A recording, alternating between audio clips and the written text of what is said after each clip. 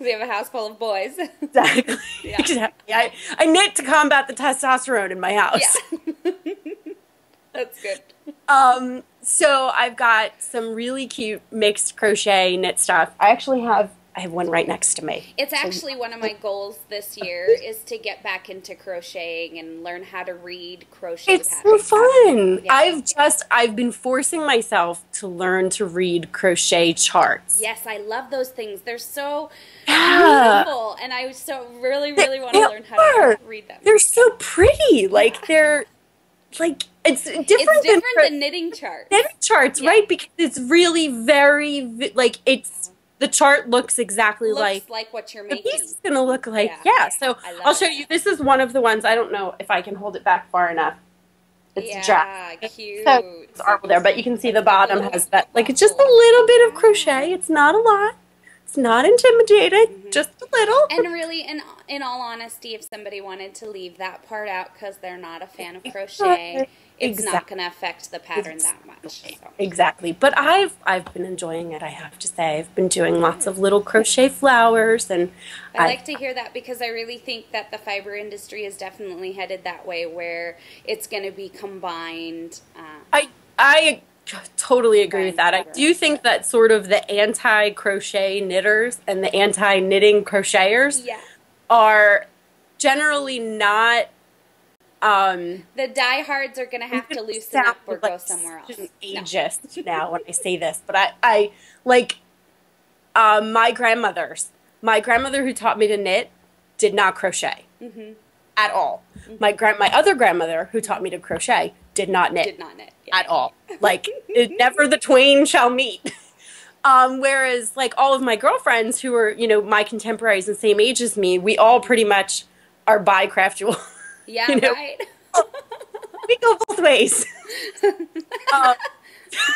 Well, we're in the new generation, so. Go there.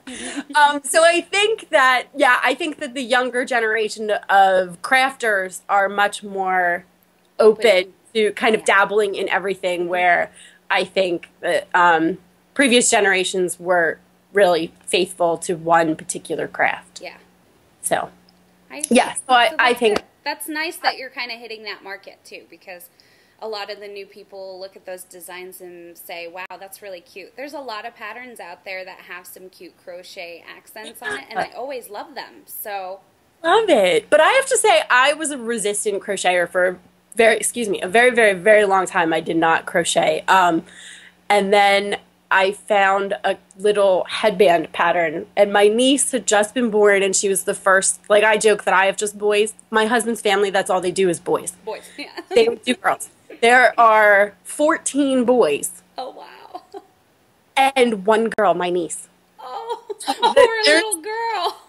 Oh, well, she's a tomboy. She totally Okay, loves it. good. She had all girlies. She'd be crazy. Good. But there is a 34-year span between my sister-in-law and the next girl in their family. Like, they don't do. Yeah. So when she was born, it was like, hallelujah, I get to knit for a girl. It's a miracle. So I saw this really adorable crochet flower, these really dainty little cute button in the middle, just swoon, so cute. And that's what kind of got me started again crocheting, was I saw these really cute little quick, it's so fast. Crochet is so much faster. So that's how the little flower sucked me in. That's really great. I like them.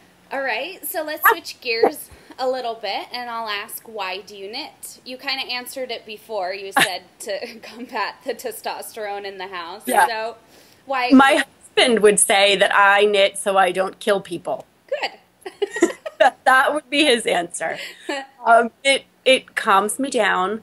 And like I said before, like with the kids, it's if I had a craft that I had to actually like sit, like I used to sew a lot before my kids were born, and now my poor beloved sewing machine sits there and never gets used. Oh, because I can't find the time to dedicate, because you've got to, it's just more time intensive and you have to be at the machine and it. Yeah. So knitting and crocheting are portable. They come with me. They fit into my life a lot better. And now I'm in school. I'm going back to school for my nursing degree because I'm not busy enough, right? Oh, yeah, right.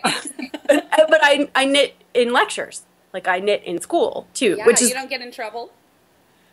I've had a couple professors who were not super thrilled about it. And I'm sure, once I get further into, because now I'm still doing my last couple of prerequisites before actual nursing classes. So I'm doing like chem and like I'm taking abnormal psychology next semester, which my husband keeps joking. He's like, fine, you'll learn about yourself. Great. Well, yeah. So those where it's more kind of a lecture and it's not hands-on, they don't really care as long as, like, I'm doing really well in the classes, so what can they complain? Technically, you're paying for the classes, so exactly. Really, if you're not learning, it's your problem, right? Exactly. But I did have my first bachelor's degree back, in the Stone Age. I did have one professor who absolutely told me unequivocally that I was not allowed to knit in her class because knitting was a patriarchal, anti-feminist activity. Whatever. She was this, very, very, very old school feminist, and she just was having none of it. And so I was like, okay, fine. So I didn't knit in her class. That's your problem, not mine. And you know what? I had a really, really hard time paying attention because if I'm knitting, it keeps, I don't know, it like quiets that part of my brain. Yeah, it keeps your hands busy, and it keeps the anxiety levels down. It does for me, at least. Yeah. And it's good. I love it too. And you said all the reasons why you said is why I love to knit too. So there you go.